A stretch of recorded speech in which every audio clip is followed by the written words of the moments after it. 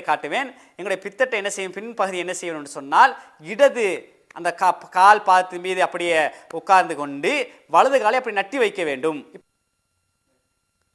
அதாவது இந்த கால் பாதத்தை என்ன செய்யணும், இப்படி வைத்துக்கொண்டு இதை நட்டி வைக்க வேண்டும். வலது காலை நட்டி வச்சு இடது கால் மீது உட்கார வேண்டும்.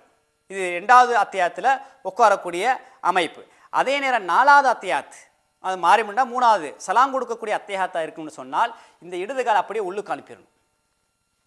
இப்போ கீழே தான் உட்காரணும். கடைசி அத்தியாயத்து சலாம் கொடுக்க போன ஒன்று 3வது ரக்காயத்தில் இருக்கலாம் அல்லது 4 ரக்காயத்தா இருக்கும்னு சொன்னால் என்ன செய்யணும், இந்த காலை உள்ளுக்கு அனுப்பி இந்த காலை என்ன செய்யணும், சலாம் கொடுக்கக்கூடிய அத்தியாயத்தை என்ன சொன்னால், இந்த இடது காலை முழுவதும் வலது காலுக்கு உள்ளுக்கு அனுப்பி வலது காலை இப்படி நட்டி வைத்து என்ன செய்யணும், உட்கார வேண்டும். இது அத்தியாயத்தில் உட்கார அமைப்பாக இருக்குது. இஸ்லாமுக்கு என்ன செய்கிறாங்க, இப்படி உட்காடுறாங்க, இப்படி உட்காடுறாங்க, சில இப்படி இருக்கிறாங்க. இதெல்லாம் பிழை. இப்படி இருக்கிறது, இப்படி இருக்கிறது, இதெல்லாம் பிழை. நபி அவங்க 2வது அத்தியாயத்தில் இப்படியும் கடைசி அத்தியாயத்தில் இப்படியும் இருந்திருக்கிறாங்க. ஆகவே இதுதான் நபி வழி, சுன்னா. இதைத்தான் நாங்கள் என்ன செய்ய வேண்டும், நடைமுறைப்படுத்த வேண்டும். வலது தொடையின் மீது வலது கையை வைத்து என்ன செய்தார்கள், உஸ்தாவின் மீது இபுஹாமை வைத்தார்கள். ஒரு ஹதீஸ் இருக்கின்றது. அதாவது எப்படி வைக்கணும்னு சொன்ன, அத்தியாயத்தில் உட்கார்ந்த உடனே என்ன செய்யணும், அத்தியாயத்துக்கு சுஜூத் செஞ்சு 2வது அத்தியாயம் உட்கார்ந்த உடனே இந்த இடது கையை இடத்துல இப்படி வச்சிடணும், இப்படி நீட்டி வச்சிடணும். வச்சுட்டு வலது கையை என்ன செய்யணும், உட்கார்ந்த உடனே 53 பூண்டு வைத்துக்கணும். 53 சொன்னால் அரபில் இது 5, இந்த வட்டமாக இருக்குது, இது 5. ஏன்னா ஹதீஸை தெளிவாக வருது, இதுதான் 5. இப்படி வட்டம் வர்றது 5. அப்போ ஹதீஸ் வருது, உஸ்தாவின் மீது இபுஹாமை வைப்பார்கள். அப்போ உஸ்தாண்டா இது தான், நடுவிரல் உஸ்தா, இபுஹாம் இந்த கட்டவிரல் தான் இபுஹாம், பெருவிரல். அப்போ இப்படி வைப்பார்கள், வட்டமிடுவார்கள் ஒரு ஹதீஸும் வருது. அதை வட்டமாக பிடித்து கொள்வார்கள். அப்போ 3 அரபில் இது தான்டா, இப்படி தான் வருது 3.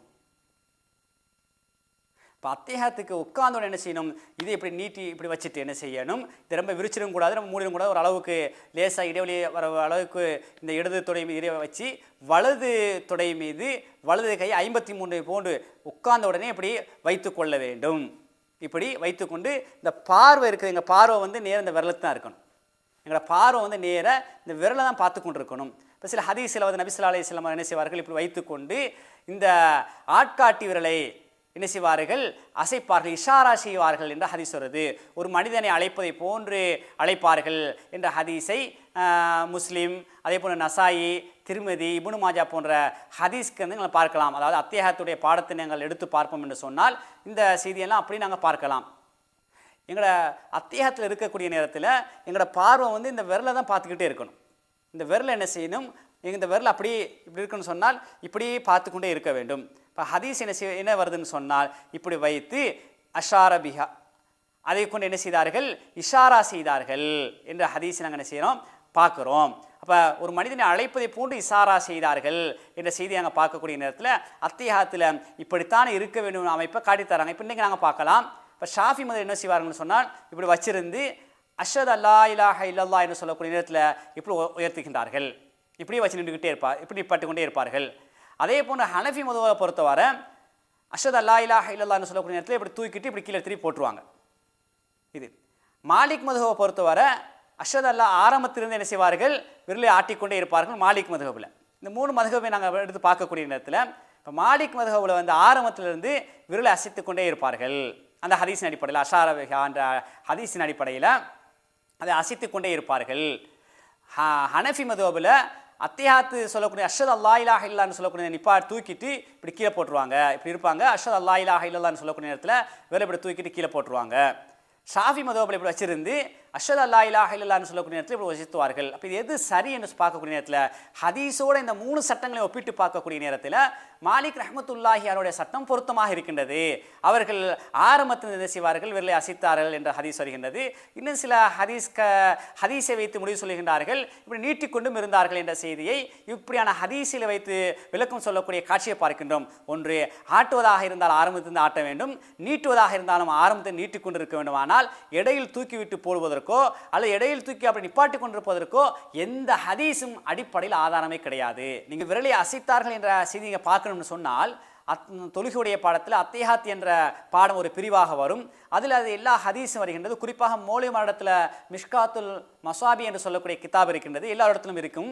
அந்த கிதாப் நான் பார்த்தாலும் கூட அந்த ஹதீஸை போட்டுவிட்டு கீழே அவருடைய விளக்க உரையில் அந்த ஷெரஹ் என்று சொல்லக்கூடிய அந்த விளக்குரை என்ன செய்வார்கள், இது மாலிக் ரஹமத்துல்லாஹி அவருடைய மதஹபில் விரலை அசைப்பார்கள் என்ற செய்தியை நாங்கள் பார்க்கக்கூடிய காட்சி நாங்கள் அந்த ஹதீஸ் கிரந்தத்தில் காணக்கூடியதாக இருக்கின்றது. எனவே இது தூக்கிவிட்டு போடுவதற்கோ, அதாவது அத்தியாயத்து ஓதக்கூடிய நேரத்தில் அஷ்ஹது அல்லா இலாஹ இல்லல்லாஹ் என்று சொல்லக்கூடிய நேரத்தில் தூக்கி அப்படி நிப்பாட்டுவதற்கோ, அல்லது அஷ்ஹது அல்லா இலாஹ இல்லல்லாஹ்னு சொல்லக்கூடிய நேரத்தில் விரலை மட்டும் தூக்கிட்டு கீழே போடுவதற்கோ அடிப்படையில் எந்த ஆதாரமும் கிடையாது. நன்றாக விளங்கிக் கொள்ள வேண்டும். ஹதீஸில் நீங்கள் எவ்வளோதான் தேடி பார்த்தாலும் இல்லை. ஆரம்பத்தில் என்ன செய்வார், நீட்டுவதாக தான் நீட்டிக் கொண்டிருப்பார்கள், அல்லது ஆட்டுவதாக தான் ஆட்டிக்கொண்டிருப்பார்கள். அப்போ ஆட்டுவது என்பது இமாம் மாலிக் ரஹமத்துல்லாஹி அலைஹினுடைய சட்டத்திலே உள்வாங்கப்பட்டதாக இருக்கின்றது. நான் ஆரம்பத்திலே சொன்னேன், ஒவ்வொரு ஹதீஸும் ஒவ்வொரு இமாம்களுக்கு கிடைத்திருக்கின்றது. ஆகவே எல்லா ஹதீஸையும் நாங்கள் தொழுகை நடைமுறைப்படுத்த வேண்டும். சில ஹனஃபி மதங்களை பொறுத்தவரை அதிகமாக கையை உயர்த்த மாட்டார்கள், ஷாஃபி மதம் உயர்த்துவார்கள். அப்போ ஷாஃபி இமாமுக்கு நிறைய ஹதீஸ் இந்த கிடைச்சிருக்குது, ஹனஃபி இமாமுக்கு அந்த கையை உயர்த்தின ஹதீஸ் நிறைய கிடைக்கல என்ற செய்தியை நாங்கள் பார்க்குறோம். ஆகவே அகமது இமாம் அவர்கள் நெஞ்சில் கை வைத்தார்கள், அவருடைய மதுவை பொறுத்தவரை நெஞ்சில் கை வைத்த ஹதீஸ் அங்கு கிடைக்கின்றது, ஏனைய இமாம்களுக்கு கிடைக்கவில்லை. ஏக இப்படி நாங்கள் பார்க்கக்கூடிய நேரத்தில் எல்லா இமாம்களையும் நாங்கள் ஒட்டுமொத்தமாக பார்த்தோம்னு சொன்னால் அங்கே என்ன செய்யப்படுகின்றது, ஹதீஸ் உள்வாங்கப்பட்டிருக்கின்றது. சில விஷயங்கள் அவர்கள் தொழுகைக்காக செய்திருக்கின்றார்கள், இப்போ நீங்கள் செய்து கொள்ளுங்கள், இதா சகல ஹதீஸு ஃபவ மதுஹபி, ஹதீஸ் அந்த இடத்துல வந்துருச்சுன்னு சொன்னால் ஏண்ட சொல்ல விட்டுருங்க. இப்போ நாங்கள் இப்போ என்ன செய்யணும் என்றால், ஹதீஸ் இப்படித்தான் விளங்கி விட்டோம் என்று சொன்னால் இங்கு ஹனஃபி மதுஹபோ ஷாஃபி மதுவோ வரக்கூடாது. மாலிக் மதுஹபாக இருந்தாலும் கூட ஹதீஸின் அடிப்படை அந்த சட்டம் இருப்பதன் காரணமாக அதை நாங்கள் நடைமுறைப்படுத்த வேண்டும் என்ற அடிப்படை என்ன செய்ய வேண்டும், அதை அப்படி நாங்கள் நடைமுறைப்படுத்த வேண்டும். எனவே அன்புக்குரியவர்களே, இப்படித்தான் நபிகள் நாயகம் ஸல்லல்லாஹு அலைஹி வஸல்லம் அவர்கள் தொழுகையில் இருந்தார்கள் என்ற செய்தியெல்லாம் ஹதீஸில் நாங்கள் பார்க்கிறோம். நீங்கள் மூலைமான இடத்தில் கேளுங்கள், ஹதீஸ் கிதாப் எடுத்து படித்து உங்களுக்கு காட்ட சொல்லுங்கள், ஹதீஸ்களில் இருக்கின்றது.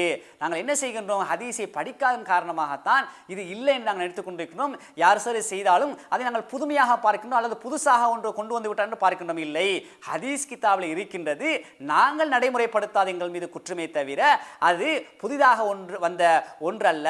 மூலைமான என்ன சொல்கின்றார்கள், நீங்கள் சொல்றதெல்லாம் சரிதான், ஹதீஸ் கிதாபில் இருக்குது தான், நாங்கள் நடைமுறைப்படுத்த இயலாது, நாங்கள் நடைமுறைப்படுத்தினா எங்களுக்கு வேலை இல்லாமல் போயிடும், எங்களை வீட்டுக்கு அனுப்பிடுவாங்க, பள்ளி டெஸ்ட் மேலே விட மாட்டாங்க, ஊர் மக்கள் அனுமதிக்க மாட்டாங்க. பாருங்க, ஆரம்பத்தில் சொன்னதை போல சுன்னாவை நடைமுறைப்படுத்த முடியாது, சுன்னா இல்லாத விடயங்களை நடைமுறைப்படுத்தலாம் என்று சொல்லவர்கள் என்று சொன்னால் எந்த அளவுக்கு நாங்கள் நபியவர்களை நேசிக்கின்றோம், புகழ்கின்றோம், விரும்புகின்றோம் என்பதைத்தான் இந்த இடத்தில் நாங்கள் சிந்தித்து உணர வேண்டும். அதே போன்று பாருங்கள், அத்தைஹாத் நபி ஸல்லல்லாஹு அலைஹி வஸல்லம் என்னென்ன ஓதுனார் என்று பார்க்கக்கூடிய நேரத்தில் அதுவும் கூட இரண்டாக பாருங்கள். அத்தைஹாத்து லில்லாஹி வஸ்ஸலவாத்து வத்தையிபாத்து லில்லாஹி அஸ்ஸலாமு அலைக்க அய்யுஹன் நபியு வரஹ்மத்துல்லாஹி வரகாத்துஹு அஸ்ஸலாமு அலைனா வலா இபாதில்லாஹி ஸாலிஹீன் அஷ்ஹது அல்லா இலாஹ இல்லல்லாஹ் வ அஷ்ஹது அன்ன முஹம்மதன் அப்துஹு வ ரசூலுஹு என்று ஒரு ஹதீஸ் வருகிறது. இது புகாரில் வருகின்றது. அத்தைஹாத்து லில்லாஹி வஸ்ஸலவாத். இதை என்ன செய்வாங்க, ஹனஃபி மதத்தில் ஓதுவாங்க. இப்போ ஷாஃபி மதவில் எப்படி ஓதுவாங்க என்றால் அத்தைஹாத்துல் முபாரகாத்து ஸலவாத்து தையிபாத்து லில்லாஹி அப்படின்னு வருகின்றது. அப்போ பாருங்க, இந்த ஹதீஸ் ஆளுக்குன்னா பிரிச்சுக்கிட்டாங்க. இப்போ ஷாஃபி மதவில் அத்தஹியாத்து லில்லாஹி வஸ்ஸலவாத்துன்னு ஓத மாட்டாங்க. இப்போ ரசூலுல்லாஹ் ஓதிக்கிறாங்க, இந்த ஹதீஸ் புகாரியில் பதிவு செய்யப்பட்டிருக்குது. இதை என்ன செய்கிறாங்க, ஹனஃபி மதம் ஓதுறாங்க. அதே நேரத்தில் ஹனஃபி மதம் என்ன செய்ய மாட்டாங்க, அத்தஹியாத்துல் முபாரகாத்து ஸலவாத்துன்னு ஓத மாட்டாங்க, அவங்க அத்தஹியாத்து லில்லாஹி தான் ஓதுவாங்க. இப்போ பாருங்கள், இங்கே கூட ஒரு சின்ன வித்தியாசத்தை பாருங்கள், ரெண்டையும் நபி அவங்க ஓதிக்கிறாங்க. அப்போ நாங்கள் என்ன செய்யலாம், ஒரு தடவைக்கு அத்தைஹாத்து லில்லாஹி வஸ்ஸலவாத்து வத்தையிபாத்து அஸ்ஸலாமு அலைக்கும் ஓதலாம், அல்லது அத்தைஹியாத்து முபாரகாத்து ஸலவாத்து தையிபாத்துன்னு ஓதலாம். நாங்கள் அதை ஓத மாட்டோம், நாங்கள் இதை ஓத மாட்டோம்டா எதை மறுக்கிறோம், ஹதீஸை மறுக்கிறோம், அல்லது ஹதீஸை அலட்சியப்படுத்துகிறோம். எங்களுக்கு இப்படி இல்லை, எங்களுக்கு இவ்வளோதான் சொல்லித்தரப்பட்டது, இதை மட்டும் தான் நாங்கள் நடைமுறைப்படுத்துவோம். அப்போ அந்த ஹதீஸை நாங்கள் புறக்கணிக்கிறோம். ஏதோ ஹதீஸை நாங்கள் புறக்கணிக்கிறோம்னு சொல்லாவிட்டாலும் கூட அதை நாங்கள் எங்களுக்கு அது இல்லை என்று சொல்வதன் மூலமாக நாங்கள் என்ன செய்கிறோம், பின்னர் உதாரணத்தை சொல்லணும்னு சொன்னால், உதாரணமாக அதை நாங்கள் ஆரம்பத்தில் நான் சொன்னதை போன்று ஹதீஸ்களும் இமாம்களின் அடிப்படையில் சில சட்டத்திட்டங்களை தொகுத்து வச்சிருக்கிறோம். அதுக்கு ஒரு உதாரணத்தை சொல்லி காட்டுறேன். லொஹருடைய தொழுகை இருக்குது அல்லவா, இந்த லொஹருக்கு ஃபர்லு தொழுகைக்கு முன்னால் சுன்னத் தொழுகை இருக்குது. இப்போ ஷாஃபி மதம் சுன்னத் எத்தனை ரக்காத் தொழுவாங்க, 2 ரக்காத் தொழுவாங்க. ஹனஃபி மதம் 4 ரக்காத் சுன்னத் தொழுவாங்க. இப்போ ஷாஃபி மதவிட்ட போய் அந்த ஷாஃபி மதவை பின்பற்றக்கூடிய மக்களிடத்தில் சென்று நீங்கள் சுன்னத்து 4 ரக்காத் தொழுங்கன்னு சொன்னால், இல்லை எங்களுக்கெல்லாம் அப்படி சட்டம் இல்லை, எங்களோட மதவில் 2 தான் தொழுவணும்னு சொல்லுவாங்க. ஹனஃபி மதவில் போய் நீங்கள் லொஹருடைய ஃபர்லுக்கு முன்னாடி 2 ரக்காத் சுன்னத் தொழுங்க, இல்லை 4 ரக்காத் தான் சுன்னத் தொழணும், எங்களோட சட்டம் அப்படித்தான். இப்போ நீங்கள் புகாரில் ஹதீஸை பார்த்தா சில சந்தர்ப்பங்கள் ரசூல் ஸல்லல்லாஹு அலைஹி வஸல்லம் லொஹருடைய ஃபர்லுக்கு முன்னால் 2 ரக்காத் சுன்னத்து தொழுதுருக்கிறாங்க, சில சந்தர்ப்பங்கள் 4 தொழுதுருக்கிறாங்க சுன்னத்து. அப்போ நாங்கள் என்ன நினச்சா சில சந்தர்ப்பம் நேரத்தோட பள்ளியை போயிட்டோம், சரி இன்னைக்கு 4 ரக்காயத் தொழுவோம் என்று 4 ரக்காயத் சுன்னத் தொழுவுறது, ரெண்டு ரக்காயத்தா 4 ரக்காயத்தை தொழுவுறது. அதை நாங்கள் போகிறோம் 5 நிமிஷம் 2 ரக்காயத் தொழுவதான் டைம் இருக்குது, என்ன செய்யறது 2 ரக்காயத் தொழுவா, அப்போ ரெண்டையும் நடைமுறைப்படுத்துறது. இப்போ என்ன செய்கிறாங்கன்னா இது இந்த ஹதீஸ் உங்களுக்கு, இந்த ஹதீஸ் எங்களுக்கு, அப்போ நாங்கள் அலட்சியப்படுத்துகிறோமா இல்லை? சற்று நிதானமாக சிந்தித்து பாருங்கள். ஏதோ ஒரு விதமாக நாங்கள் என்ன செய்கிறோம், நபி அவர்கள் செய்த சில ஹதீஸ்களை மதுஹப் என்ற ரீதியில் இது அவங்களுக்கு தான், இது அவங்களுக்கு தான். உதாரணமாக பெண்ணை தொட்டா ஒழுமுறையும், பெண்ணை தொட்டா ஒழுமுறியாது. இப்போ ஷாஃபி மதுவுக்கு பெண்ணை தொட்டா ஒழுமுறையும், ஹனஃபி மதுவுக்கு ஒழுமுறியாது. இப்போ இது ஹதீஸ் சரியாக வருது, நாங்கள் பார்க்கணும். இதெல்லாம் இன்ஷா அல்லாஹ் நாங்கள் அடுத்த இதில் உங்களுக்கு விளங்கப்படும். என்றால் தொழுகையுடைய பாடமாக இருப்பதன் காரணமாக நிறைய சட்டங்களை தொகுத்து வைத்து என்ன செய்திருக்கின்றோம், யாருடைய சட்டம் குர்ஆனுக்கு அல்லது ஹதீஸுக்கு நேர்பாடாக வருகின்றது என்பதையெல்லாம் அடுத்த ஒரு சீடியாக நாங்கள் வெளியிட இருக்கின்றோம். எனவே தொழுகையை பொறுத்தவரை நபியவர்கள் செய்த எல்லாத்தையும் நாங்கள் செய்யணும். ஒரு இமாமுக்கு ஒரு ஹதீஸ் கிடைச்சிருக்குது, அந்த இமாமுக்கு ஒரு ஹதீஸ் கிடைச்சிருக்குது என்று சொன்னால் இது எல்லாம் நாங்கள் நடைமுறைப்படுத்த வேண்டும், அதை நாங்கள் நடைமுறைப்படுத்த வேண்டும். அதுதான் தொழுகை ஒரு பரிபூர்ணமாகவும் முழுவதுமாக இருக்கும். அதே நேரம் இதனால் இமாம்களை குறை சொன்னதாகவோ அல்லது அவர்கள் தரம் குறைந்தவர்கள் என்று நாங்கள் கருதிவிடக்கூடாது. அவர்கள் கண்ணியத்துக்குரியவர்கள், கஷ்டப்பட்டார்கள், அவர்களுக்கு உயர்ந்த கூலி இருக்கின்றது, அவர்கள் சொல்லிவிட்டார்கள் எங்களுக்கு இவ்வளவுதான் ஹதீஸ் கிடைச்சிருக்குது, இதுக்கு மேலே அவங்களுக்கு ஹதீஸ் கிடைக்கிற நேரத்தில் நீங்கள் ஹதீஸ் எடுங்க, நாங்கள் சொன்ன சட்டத்தை விட்டுருங்க, நாங்கள் சொன்ன சட்டத்துக்கு ஹதீஸ் முரண்படுதா அந்த சட்டத்தை விட்டுட்டு எங்கட சட்டத்தை ஹதீஸ் நடைமுறைப்படுத்துங்கன்னு ஒவ்வொரு இமாம்கள் சொல்லியிருக்கிறாகவே நாங்கள் விளங்கி விட்டோம். இதற்கு மேலும் இல்லை, நாங்கள் இப்படித்தான் செய்வோம், நபி சொன்னாலும் நாங்கள் இதைத்தான் செய்வோம். இன்றைக்கு சில மக்கள் சொல்றாங்க, நபி சொன்னாலும் நாங்கள் இப்படித்தான் தொழுவோம், நபி இப்படி தொழ சொன்னாலும் நாங்கள் தொழ மாட்டோம், இப்படித்தான் தொழுவோம் சில பிடிவாதமாக முரட்டு கர்வமாக சொல்கிறார்கள் என்று சொன்னால் அதையெல்லாம் நாங்கள் அப்படி பேசக்கூடாது. ஹதீஸ் தெளிவாக இருக்கின்றதா வாழ்க்கை நடைமுறைப்படுத்த வேண்டும், ஹதீஸ் இல்லையா அதை விட்டு விட்டு நாங்கள் என்ன செய்ய வேண்டும், சென்று விட வேண்டும். அந்த அடிப்படையில் அந்த அத்தைஹாத்தை முதல் ஓத வேண்டும். அத்தைஹாத்தை நபி ஸல்லல்லாஹு அலைஹி வஸல்லம் அவர்கள் 2 விதமாக எங்களுக்கு கற்றுத்தந்திருக்கிறார்கள். ஒன்று நன்றாக அவதானியுங்கள். நாங்கள் வளமையாக ஓதக்கூடிய ஒரு அத்தைஹாத், அத்தைஹாத்துல் முபாரகாத்து ஸலவாத்து தையிபாத்து லில்லாஹி அஸ்ஸலாமு அலைக்க ஐயஹன் நபியு வ ரஹ்மத்துல்லாஹி வ பரகாத்து, அத்தைஹாத்துஸ் முபாரகாத்துஸ் ஸலவாத்து தையிபாத் என்று வரக்கூடிய அந்த துவா.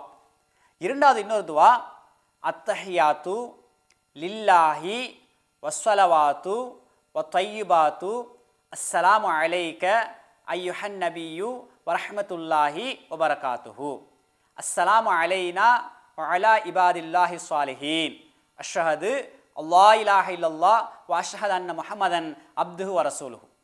அப்போ முதலாவது அத்தஹியாத்துல் முபாரகாத்து ஸலவாத்தின் வரக்கூடிய ஒரு துவாவையும் அத்தைஹாத்துல் இல்லாஹின் வரக்கூடிய இதை நபிகள் கற்றுத்தந்திருக்கிறார்கள். 2 புகாரில் இருக்கின்றது. நீங்கள் புகாரியை திருப்பி பார்த்தால் 2 ஹதீஸும் இருக்கின்றது, ஏனைய ஹதீஸ் கிரந்தங்களும் இருக்கின்றது. ஆகவே அத்தைஹாத்து பாடத்தில் நாங்கள் கிதாபை தொடர்ந்து படிப்போம் என்று சொன்னால் 2ம் இருக்கின்றது. 2இல் ஒன்றை பாடமாக்கிக் கொள்ளலாம், 2ஐயும் பாடமாக்கிக் கொள்ளலாம். 2ம் இருக்கின்றது, ஓதிக்கின்றார் என்பதை விளங்கிக் கொள்ள வேண்டும்.